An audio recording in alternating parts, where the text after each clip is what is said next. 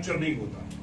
इसलिए बहुत सी जगहों में आपके कपड़ों से, आपके लफ्जों से वो सारे रंग जो आप पर चढ़े होते हैं जाहिर होते रहते हैं। थोड़े आमीन। आप मेरी बातों को समझ रहे हो? तो सबसे पहला, लौंडी के बेटे से आजाद हो, आमीन। और वादे का फर्जंद हो। आप वादे के फर्जंद, आपके पास वादा है लेकिन पर्ची है आपके पास, बपतिस्मा लिया, पर्ची आ गई, लेकिन उससे आगे क्या है आपको पता है? बपतिस्मे के 3 पोर्शन है, और कौन कौन से? पानी का बपतिस्मा और रूह का बपतिस्मा, और तीसरे नंबर पे आग का बपतिस्मा। आग का बपतिस्मा। आप पहले से आगे नहीं बढ़े, और कुछ पहले से आगे बढ़ गए और रूह के बपतिस्मे तक पहुंचे, उसके बाद बढ़े नहीं आगे। आमीन। और कुछ पहले में भी नहीं बढ़े। मैं कहूंगा बपतिस्मा लिया लेकिन बढ़े नहीं आगे। तो खुदा जो बढ़ता नहीं, पाक कलाम में खुदा बढ़ने का ऑर्डर करता है, हम वापस चलते हैं और शॉर्ट करते हैं।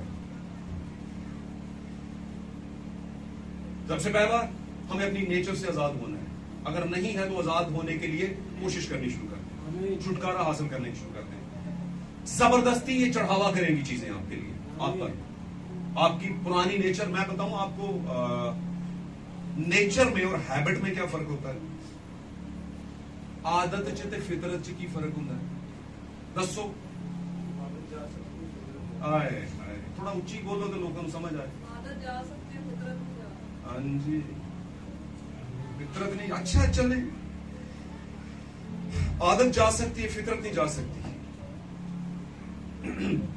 आपको पता है फितरत जो है वो बाय बर्थ आती है, ये पता है आपको? अब मैं आपको थोड़ा पीछे लेके जाने लगा। जब आदम और हवा को पैदा किया, सॉरी बनाया गया था, पैदा नहीं किया गया था, बनाया गया था। समझ आ रही निकाल दी? पैदा होना होता है किसी में से निकलना, और बनाना होता है किसी चीज को पकड़ना और बनाना, क्रिएट करना। गाल समझ रहे हो? बनाया गया था तो उनमें जो दम फूंका गया था, सबसे पहले आदम में, है ना? आदम ने दम फूंका गया था, तो दम का मतलब जिंदगी। सॉरी, तो वो जिंदगी किसकी थी? खुदा की। हालेलुया। खुदा की जिंदगी थी। इसका मतलब क्या? खुदा की जिंदगी, खुदा की क्या होती है? फितरत। समझ आ रही है? लेकिन इस फितरत को बिगाड़ा किसने? शैतान ने। जब फल खा लिया इन दोनों ने, तो उसके बाद खुदा की फितरत बीच में से खुदा के पास चली, और एक और चीज की फितरत आई जो कि साइंस की फितरत है, जो कि सांप की साइंस थी, सांप की तालीम थी, सांप की बातों पर दिल लगाना था, है ना, ध्यान करना था। बात समझ आ रही है? और जब ऐसा किया तो वहां पर एक और नस्ल पैदा हुई, आमीन, जिसको खुदा ने कभी उस नस्ल में जो खुदा के वादे की थी कभी शामिल होने नहीं दिया। और वहीं से एक बीज निकला जो कि शरीर की नस्ल का बीज था, जो आज तक मौजूद है, आमीन, जिसकी शुरू से ही खुदा के लोगों के साथ आंकड़ा रहा है। उनके साथ क्या रही? उनकी दुश्मनी रही है। हालेलुया। तो वहां से जब गुनाह हुआ तो फितरत में बिगाड़ आया। तो बाय बर्थ यानी कि हवा में से पैदा होने वाले जो बच्चे थे, उनमें फिर गुनाह की फितरत आई। समझ आ रही है? उस फितरत को दोबारा अपनी फितरत पर लाने के लिए खुदावंद ने एक ऑर्डर किया कि जो कोई नए सिरे से पैदा ना हो वो खुदा की बादशाही को देख नहीं सकता। तो आपका बपतिस्मा पहली चिट होती है, पहला कार्ड होता है खुदा की फितरत पर आने के लिए। लेकिन आपने वो पैदाइश तो ले ली, लेकिन दोस्ती फिर भी रखी गुनाह की फितरत वालों के साथ। तो आप पर फिर ज्यादा गलबा किसका चढ़? मुझे बताइए, अदन में दोस्ती ही वाली बात थी और क्या था? थोड़ा सा ध्यान खुदा से हटाया और उधर दोस्ती बना ली। तो जब दोस्ती बनी तो ऑटोमेटिकली फितरत भी बनी। अब इस फितरत को एक ही चीज खत्म कर सकती है, और वो है आपकी नई पैदाइश। तो आप नई पैदाइश लेते हैं और उसके बाद खुदा रूल कुछ का बपतिस्मा देकर आप पर मोहर करता है, और पोर्शन 3 में आपको आपका बपतिस्मा देता है। हालेलुया। और फिर उसके बाद रैप्चर है आपका। हालेलुया। तो क्रिश्चियनिटी इतना आसान काम नहीं जितना लोगों ने इजी ले लिया। कहते हैं नहीं बस क्रिश्चियन हो, लाडले तो हम वैसे ही जल्दी पुछती हैं, है ना, खुदा दी लाडली कौम है, कहते हैं ना वैसे लोग। क्यों जी? मैं कहीं पे गलत हूंगा तो बताना चाहिए।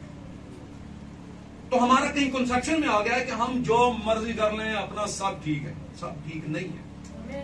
सत्यानाश है। खराब हो जाएगा, तबाही उतर जाएगी। और अगर आपको नहीं पता तो बाइबल जो घरों में पड़ी है 6-6 साल से ऊपर धूल मिट्टी लगी हुई है, उसको उतारे, झाड़े, उसको इज्जत दें, ठीक है, उसे साफ करें, उसे पढ़ना शुरू करें। जड़ी काम ना समझ आए नंबर मेरे को ले लो, मैंने पूछ लो। बात समझ आ रही है? वैसे मैं इस काबिल नहीं हूं बताने के, लेकिन खुदा का रूह है, शायद आपको बता दें। आमीन। किसी शख्स के जरिए। इसका मतलब ये नहीं कि मैं बढ़ रहा हूं और खुदा पीछे नहीं, खुदा आगे बढ़े और मैं पीछे हूं। आमीन। सबका उस्ताद खुदा रूह कुद्स है। हालेलुया। तो हम साथ रहेंगे और खत्म करेंगे इसको। तो मेरे अजीजों, आजादी बहुत तरह की है। आपने बपतिस्मा ले लिया, आप समझे आजाद है, लेकिन काम वही, आप आजाद नहीं। आपने कहीं पर ख्वाबे खरगोश में आंखें बंद कर रखी हैं, और आपने कहीं कबूतर की मानद आंखें बंद कर रखी हैं, और आपने समझा कि अब मैं सही हो गया हूं, मसीही हो गया हूं, अब मुझ पर कुछ नहीं होगा। नहीं नहीं, आफत सर पे खड़ी है, आपको उठा के लेकर जाने वाली। आपको आगे भी कुछ पायदान है जो चढ़ने हैं, और अगर अभी तक नहीं चढ़े तो आपको वो पायदान जो है वो उन पर दर्जा बंदी के साथ आगे बढ़ना, ईमान की ताकत में, कुव्वत में, दलेरी में। आमीन। और खुदा उनके करीब तर होते जाना है। आमीन। और फिर आपको जीनत का सेरा, जिसे आप कहते हैं कामयाबी का वो जो सेरा है, जीत का इनाम है, वो मिलेगा। हालेलुया। यहाँ पर हमने जो हवाला पढ़ा है, वहां पर आजादी का एक हवाला, बहुत से हवाले हैं जो हम पढ़ सकते हैं, लेकिन उन सब हवालों में हम ही कहीं नजर आ रहे हैं। आमीन। इसलिए आजाद होना बहुत जरूरी है। हालेलुया। तो पाक कलाम में लिखा है, जो गुलाम का बेटा है, यानी लौंडी का बेटा है, वो आजाद के साथ वारिस ना होगा। तो इसका मतलब समझते हैं, जो दुल्हन है वो आजाद है, और जो लौंडी है वो world denomination, world churches councils है। आप बोलेंगे ये कैसे? मैं कहूंगा हर वो शख्स जो लगता मसीही है और कलाम के मुताबिक नहीं, वो लौंडी का बेटा। वो है तो अब्राहम की नस्ल को लाने वाला। समझ आंटी है? उसे ये हक है कि पहले इब्राहिम गया और अपना बीज वहां से पैदा किया। इतना सा हक तो है, इतना सा ही ताल्लुक है, पर वो जो बीज पैदा किया है, कितना कड़वा पैदा किया है। समझ आ रही है? तो आज बहुत सी नबूवती बातें लोगों को समझ नहीं आती। समझ इसलिए नहीं आती क्योंकि वो बरगजीदा बीज नहीं होते, या उनका अभी तक वक्त नहीं आया होता कि बातों को समझे। हालेलुया। लेकिन अगर वो खुदा का बरगजीदा बीज है, अगर वो खुदा का बरगजीदा तुखम है, उसकी असली नस्ल है, सही असल है, असल से है, खुदा के अपने हैं, जिनके बारे में यीशु मसीह ने कहा, इब्ने आदम खोए मुंह को ढूंढने और नजात देने। और मैं कहता हूं, खोए हुए कौन होते हैं? वो जो कहीं आपके अपने ही होते हैं, उनको आप ढूंढ ढांड रहे होते हैं, तलाश कर रहे होते हैं, है ना? वो कहीं से लेने नहीं होते, वो आपके अपने ही होते हैं। तो खुदावंद के अपने थे जो उसके बेटे के जरिए से ढूंढ रहा था वो उनको, और हर किसी को ढूंढने नहीं आया था वो, वरना जहन्नम का कोई वजूद ना होता। खुदा अपने बीच को ढूंढ रहा है। और मेरे जीजो, अगर थोड़ी देर के लिए आप ध्यान दें, वो मैं तो नहीं थी, वो मैं तो नहीं था जिसको खुदा यीशु मसीह ने कहा मैं खोए हुओं को ढूंढ रहा हूं। कौन सा खोया हुआ? लोग कहेंगे हम किधर खोए हुए हैं? आप देखिए हमारा कार्ड, हमारे इलाके की सबसे बड़ी मिशन के साथ हम जाते हैं। हम सुबह भी हफ्ते में 2 बार रोजा रखते हैं, और हमें सारी दुआएं आती हैं। हमने एतराफ किया हुआ है, हमने वो जो कोर्स होता है वो पूरा किया हुआ है। हम साल में 1 बार मेले पे भी जाते हैं। सॉरी, मैं बार बार ये लफ्ज कह रहा हूं। हम ये भी करते हैं और अपने कामों पर फख्र करते हैं। वो कहते हैं हम किधर खोए में? खोए हुए भाईजान आप हैं। आप जो बातें करते हैं हमारे दिमाग में नहीं बैठती। तो मैं कहता हूं, जो बातें मैं कर रहा हूं या जो बातें आपको सिखाई जा रही हैं, वो ये है खुदा का दिमाग। ये पड़ा हुआ जो आपके घरों में पड़ा है, ये खुदा का दिमाग है। ये है बाइबल मुकद्दस, खुदा का दिमाग। अगर आपने खुदा को जानना है तो इसको पढ़ना शुरू करें, खुदा का दिमाग समझ आएगा। और उसमें, उसके दिमाग में बनाए आलम से पेशतर कहीं आप भी थे, ये भी थे, वो भी थे, वो भी थे, इसीलिए तो यहां पर बैठे हैं। आप घर में ड्रामा लगा के क्यों नहीं बैठे? आप घर में कोई और तरह की चीजें जिसको आप कहते हैं वो दुनियादारी की, क्रिकेट खेलने क्यों नहीं चले गए? आप एंजॉय करने क्यों नहीं चले गए? क्योंकि कहीं ना कहीं आप खुदा के दिमाग में थे, इसलिए आप यहां पर आ गए। आमीन। और मैं कहूंगा, अगर आ गए हैं तो सच्चाई को हाथ से जाने मत देना। आमीन। और सच्चाई को हाथ में जाने ना देने की का तरीका मैं बता दूंगा। अगर आपके हाथ में सच्चाई को दे दिया जाए तो आपसे सच्चाई किसी भी वक्त छूट सकती है। क्यों जी? पाइयो, जागो, सामने देखे, इधर सामने देखे। अगर आपके हाथ में सच्चाई को दिया जाए तो आपसे सच्चाई किसी टाइम पर छूट सकती है। हालेलुया। तो अगर आपके हाथ में सच्चाई है और आप अपना हाथ सच्चाई देने वाले के हाथ में दे दें, तो सच्चाई कभी नहीं छूटेगी। सच्चाई आपको उसके हाथ में हाथ में देना कभी नहीं छूटेगी। असल में आजादी क्या है? जब अपना हाथ आप आजाद करने वाले के हाथ में देते हैं। जितना मर्जी मूसा कहता रहता है इनको आजाद करवा, अगर वो मूसा के पीछे उसका हाथ पकड़ के नहीं चलते तो काम खराब हो जाता। कभी भी वो यर्दन पार ना जाते, कभी भी वो लाल समुद्र पार ना करते। आमीन। आज अगर आप खुदा के कलाम और नबूवत के हाथ में हाथ नहीं देते तो आप कभी भी पार नहीं लगेंगे। ये आगे 50 पुश्ते भी अगर यीशु आ जाए तो ऐसे कुछ नहीं, वैसी दुनिया खत्म होने वाली है। सादा सा नजर आ रहा है सब कुछ दुनिया में। आमीन। वो अलग बात है, हम अभी भी सोए इज्जत इजी हो रहे हैं।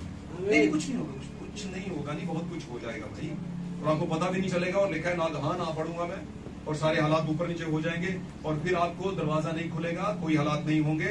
इसलिए आज आजादी का मौका है। आज साल मकबूल की आजादी, जिसको हम कहते हैं रैप्चरिंग साल, जिसको हम कहते हैं उठाए जाने वाला साल, इन्हीं दिनों में से किसी दिन नबी बयान करते हैं। हमारे जमाने के नबी बयान करते हैं इन्हीं दिनों में से किसी एक दिन 9 से 6 के बीच में दुल्हन रैप्चर कर जाएगी। और आपके इलाके और गली के लोग कहेंगे आज पता नहीं की गल है भाई, बाबर का चर्च नहीं खुला हुआ, लेट हो गए। नहीं, लेट नहीं हो गए, आप लेट हो गए। आप उस रैप्चर से लेट हो गए। हालेलुया। आप उस रैप्चर से भाई लेट हो गए। आप उस रैप्चर से लेट हो गए हैं। जरा आंखें खोलें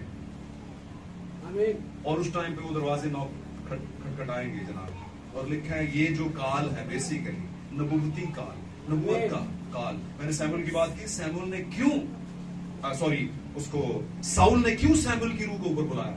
क्योंकि उससे लग रहा था कि ना तो उरीम तमीम से पता चल रहा है, हैकल के अंदर उरीम तमीम लटक रहे होते। वो बताते थे कि तुझे जंग लड़नी चाहिए या नहीं। खुदा के बादशाह जो खुदा ने अपनी कौम के लिए दिए थे वो भी नहीं बता रहे थे। दूसरी बात, रोया और ख्वाब के जरिए भी खुदा नहीं बता रहा था कि साउल जा जंग कर, तू जीतेगा या हारेगा। और नबूवत भी नहीं पता चल रही थी क्योंकि नबी तो मर चुका हुआ था सैमुअल। और वही आर्डर जो उसने दिया, आजकल भी पादरी ने कई बार अपने ही देते हुए आर्डर दे उत्तों दी लंघ जाते। क्यों जी? खुदा ने कहा साउल, नबी ऑर्डर जारी कर, बादशाह को कहा साउल कोई जादूगर नहीं रहना चाहिए मुल्क में। उसने ऑर्डर जारी किया, सब जादूगर निकलवा दिए गए। एक छुप के बैठी हुई है ना, अबलीस भी अपना बीज रख के रखता है। वो कहता कश्ती च अगर सारे बैठे थे मेरा भी बीज होएगा। कश्ती समझते हैं नूह की कश्ती में, हाँ, वहां पर भी सांप का बीज था जी। तो इसमें भी उसने रखा मुल्क के अंदर, क्योंकि उन्होंने पता सी कि इनू मैं मजबूर कर लांगा। ये बादशाह डगमगाया हुआ, ये आएगा जरूर, अपने ही किए हुए फैसले को तोड़ेगा। और जब वो नबी मर चुका, आगे जंग आ गई थी फिलिस्तीनियों के साथ। फिलिस्ती सारे जानते हो आज की डेट के, समझते होगे उस टाइम पर इनको फिलिस्ती ते से लिखा जाता था, आज तोहे से लिखा जाता है। अलग बे तोहे समझते हैं ना, तोहे समझते हैं कि नहीं? समझते ही होंगे। आगे सुनो। तो कहता क्या करूं, जंग जितनी है भाई फतह नु छड़, है ना, फतह यसू दे रहन दे। अगर खुदा ने कहा कि नहीं जाना तो नहीं, की पता तेरा कोई काम उनको भूल हो जाए। नहीं यार मेरा बंदा खलो गया, भावे उन्हें गलती की थी जो भी था, लेकिन उसने ये नहीं कहा कि मैं उस कानून को जो खुदा ने किसी तोड़ू। और कभी कभी हुक्म मानना कुर्बानी चढ़ाने से बेहतर हो जाता है। हुक्म ही तो मानते नहीं, सिर्फ रौला इतने पे आया, हुक्म नहीं मानना, लखा ला देने ने, हुक्म नहीं मानना। बात समझ रहे? हुक्म तो क्या हुआ? वो क्या उसने कहा भेस बदल के, है ना, उसे कहता है कि मेरे लिए सैमुअल को बुला दे। उसने कहा तू तो जानता है कि बादशाह साउल ने ऑर्डर किया हुआ है कि मरवा देगा सबको जो जादूगर या विच कोई भी हुआ, विच अंग्रेजी में कहते हैं उसे, सही है, तो उसको मरवा देगा। तो क्यों मेरी जान के पीछे पड़ा? मरवा देगा मुझे। उसने कहा नहीं वो कुछ नहीं करे, आप पहले बादशाह सी भेस बदल के गया हो। कहता नहीं खुदा की हयात की कसम, वो तुझे कोई कुछ नहीं करेगा, तू बस बंदा बना। उसने कहा अच्छा किसको बुलाऊं? उसने कहा सैमुअल को बुला। गल समझे हो? आजादी तो गल हो रही है, मैं जरा दसा लगा आजादी ये भी ताड़ी नजर आएगी। समझ लें बात। खुद ही आजादी से आर्डर करके तो खुद ही आजादी को अपने उत्ते गुलामी नु लै रहा है। आगे चलते हैं, आगे भी बात है। क्या हुआ? उसने कहा अच्छा, उसने कहा ठीक है। जन्नात की आशना थी वो, पाकला में लिखा है, डीमंस को जानती थी, डिमोनोलॉजी को जानती थी, है ना, जादू को जानती थी। उसने बुलवा लिया। जब बुलवाया तो वो चीख पड़ी, चला उठी। उसको देखा कि ये तो साउल है, कैसे पहचान गई साउल को कि ये बादशाह है? क्योंकि जैसे ही सैमुअल ऊपर आया होगा, उसने कहा होगा कि सैमुअल है, वो ऊपर आ गया है ना? तो इसने अपना वो जो सारा वो जो दिखावा था, ऊपर कुछ नकाब किया होगा, उतार लिया होगा। और जब नकाब उतारा होगा तो वो पहचानी होगी। उसने कहा होगा चिल्ला के, साउल तूने ये क्या किया? आप तो साउल हैं, आप मुझ पर रहम कीजिएगा, मुझे मारी। उसने कहा नहीं, तुझे कुछ नहीं कहता, बस मैंने ये दस बंदा जहाँ उत्ते आया तो कह रही है, मुझे तो नजर नहीं ना आ रहा था। साउल को तो नहीं लग रहा ना? किसको नजर आ रहा था? जादूगरनी को। तो उसने कहा ये कैसा दिखता है, इसकी शक्ल कैसी, शक्ल का मतलब हुलिया कैसा है?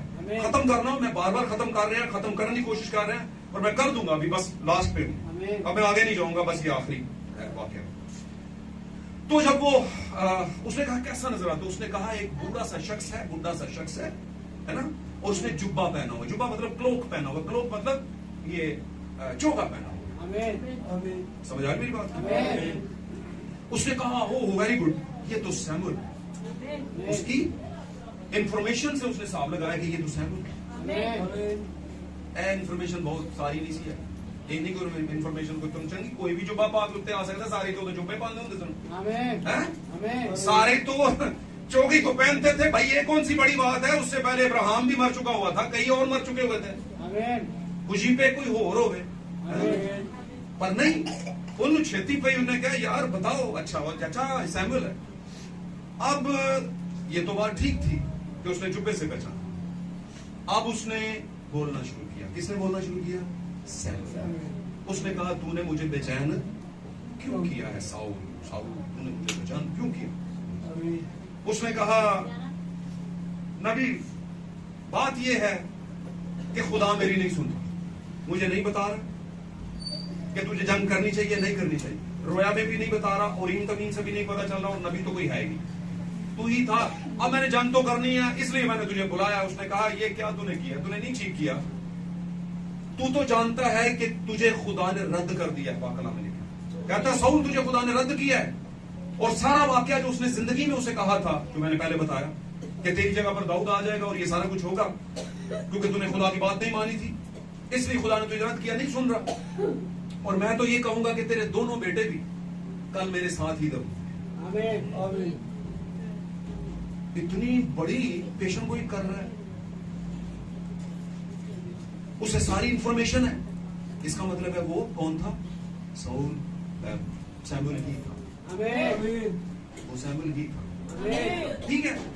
अब सैमुअल ही था तो सवाल पैदा होता, लोग सवाल करते हैं, लोग जी वो सैमुअल था तो जादू करने को किसने हक दिया रूहें बुलवाने का? गल समझ आ रही? तो भाई फिर मैं वो कलाम शुरू करने तो पहले गल कही सी कि असा अपने जमाने की आवाज में जानना है। 7 कलीसिया जमानों में पहले जमाने की आवाज को पहले जमाने पर फर्ज था कि उसको जाने, दूसरे जमाने वालों का दूसरे जमाने का फर्ज था।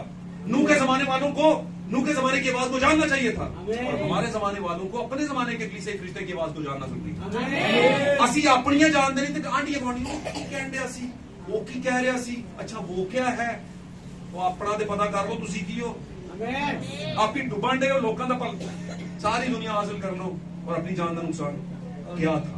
वहां पर जिस टाइम के अंदर उस जादूगरनी ने सैमुअल को बुलवाया, वो टाइम कौन सा चल रहा था? गुलामी का था, आजादी का नहीं था। बताता हूं आपको कैसे।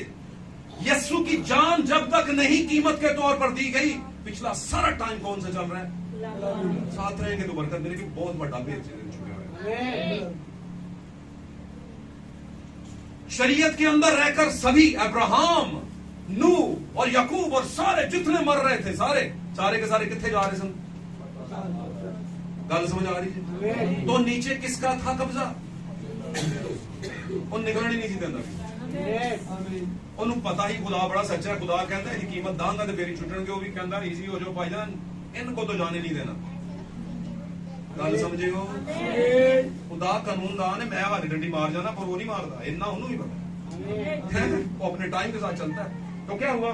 उसने कहा ये तो नहीं जाएंगे, कब्जे में है। और पाताल में जाती थी ईमानदारों की रूहें भी और बेईमानों की भी रूहें। तो टाइम कौन सा चल रहा था? स्लेवरी का। स्लेवरी कहते हैं गुलामी को। गुलामी से आजादी की आज हमारी डिमांड है। आकला में जो हम पढ़ रहे हैं मसीही आजादी। समझ आ रही गलती? खत्म करते हैं। तो क्या हुआ वहां पर? टाइम ही डीमंस का चल रहा था। पाताल पर जिसका इख्तियार था वो डीमन था। सिर्फ जमीन पर की 3 रूहें जो खुदा ने दुनिया में भेजी। यीशु को निकाल के बात कर, यीशु की अलग एक रूह है, उसकी बात नहीं कर रहा। 3 रूहें ऐसी थी जो पाताल में नहीं गई और उस पर इब्लीस का इख्तियार नहीं था।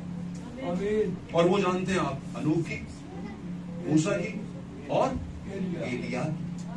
ये नहीं गई उसके इख्तियार। ये एक अलग मकाम में थी और इसके पीछे एक बहुत बड़ा भेद था कि क्यों गई। ये एक अलग केस है, फिर कभी बात करेंगे टॉपिक।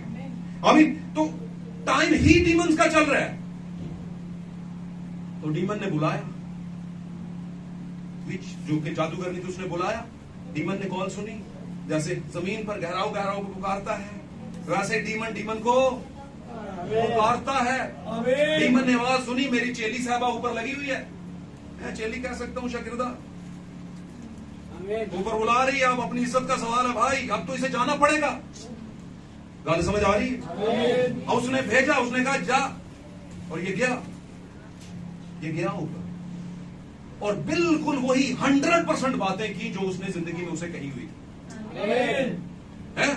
सारी बातें वही कही और वही बातें कहकर उसने कहा कि अगली गाल भी पेश हुए करना, कल तेरे 2 बेटे थे मेरे गोल होंगे और एक जंग तो बुरी तरह हारेगा। एक मत मुझे पूछ ही लिया। और क्या आगे जाके चैप्टर्स में पढ़िएगा थोड़ी आंखें खोलकर, क्या वो हारा नहीं? और हारा ही नहीं बल्कि उसने खुद सोजी कर ली, अपने आप को तलवार पर ऐसे मार लिया, मर गया। कौन? साउल, बनी इस्राएल का पहला बादशाह। और उसके 2 बेटे योनतन और एक और था नाम उसका, वो दोनों भी मरे उसी दिन। गल समझियो? वो जरूर बुलवा ही लिया। वो कह रहे ना लाड़ो मर जाएगा, तेरे 2 बेटे इतने होंगे ना जा। पर कैसे ना जाता? वो डेफिनेट हो चुका। खुदावंद ने यहूदा के बारे में कहा था कि इब्ने आदम के हक के बारे में, तो इब्ने आदम के हक में तो जैसे लिखा था वैसे ही होना था कि वो मरे, लेकिन अफसोस उस पर जिसके। और आगे माल की किताब में पहले हाल में लिखा है कि उसके बारे में पहले से ही खुदा ने, जब 12वां शिर चुन रहे थे माल की किताब के पहले बाब में, तो उन्होंने कहा वो यहूदा के बारे में तो खुदा ने पहले ही कह रखा था कि वो मरने के दिन के लिए तैयार हुआ, वो मरेगा, उस पर अफसोस हो चुका हुआ है। समझ रहे? तो जब नबी ने कह दिया था रूह की तौर पर भी बाहर आकर सैमुएल ने कि तेरे 2 बेटे होंगे, तो इसका मतलब उसने आने वाले वक्त में भी, जिसको आप कहते हैं प्रेडिक्शन कर दी, और वो मरे और वहां पर गए। इसलिए वो सैमुएल ही था। और जहां तक इख्तियार की बात है तो इख्तियार उस टाइम पे चल ही जमीन पर इब्लीस कर रहा था, रूहों पर। आज की डेट में उन पर, ईमानदार रूहों पर उसका इख्तियार नहीं, क्योंकि यीशु मसीह की कीमत देने के बाद ट्रक करके दरवाजा खोला जाए, बंद नहीं कर सकता। आप कीमत दे दिया मैंने कहा था ना कीमत के बाद लेके जाऊंगा, हो गई। अब तेरा बाप भी नहीं मुझे रोक सकता। समझ रहे मेरी बात? तो इब्लीस में ये जुर्रत ना हुई कि वो रोक लेता। यीशु मसीह पहली आमद में जब गया आसमान पर फलों की टोकरी लेकर, उसके फल वो सारी ईमानदार रूहें थी। और वो भी जो ऊपर स्लीप पर वादा कर चुका था डाकू, वो भी वो रूह थी। इन सबको लेकर गया आसमान पर, एक भी नहीं छोड़ा, एक पत्ता भी नहीं छोड़ा। और अपनी दूसरी आमद में भी एक पत्ता नहीं छोड़ेगा, अपनी दुल्हन का सारा हिस्सा लेकर जाएगा। जो आजाद है उनको तो मसीही आजादी मेरे अजीजों। वहां पर गुलामी थी, आज हम गुलामी में नहीं। यीशु ने अपना लहू देकर हमें आजाद किया है। अगर हम आज भी गुलाम हैं तो अपनी मर्जी ना, अपनी मर्जी को पीछे कर लें और खुदा की मर्जी को थोड़ा आगे आने दें, और ये फिर जंग आपकी नहीं होगी, खुदा की हो जाएगी। आमीन। God bless you. मसीही आजादी, क्रिश्चियन फ्रीडम। God praise. आए मेरे अजीजों, अपनी आंखें बंद करें। और ये कलाम जो यहाँ पर गोशगुजार हुआ, मैं समझता हूं कि ये मेरी तरफ से नहीं था, और मुझे पूरा यकीन है ये मेरी तरफ से नहीं था। ये खुदावंद ही कुछ आपसे कहना चाह रहे थे, और खुदावंद हर उस शख्स को इस्तेमाल कर लेते हैं जिस पर लोगों को कोई तवक्को नहीं होता। हम अपनी आंखें बंद करेंगे, खुदावंद के नाम की इज्जत की खातिर अपनी आंखें बंद करेंगे, सरों को झुकाएंगे, दुआ में जाएंगे। Praise God, hallelujah. तारीफ हो खुदावंद के नाम की। खुदावंद की शुक्रगुजारी करना शुरू करें। खुदा से कहें, खुदावंद तेरे शुक्र हो तेरे बड़े और अजीम नाम के लिए। तूने आज बताया है कि मैं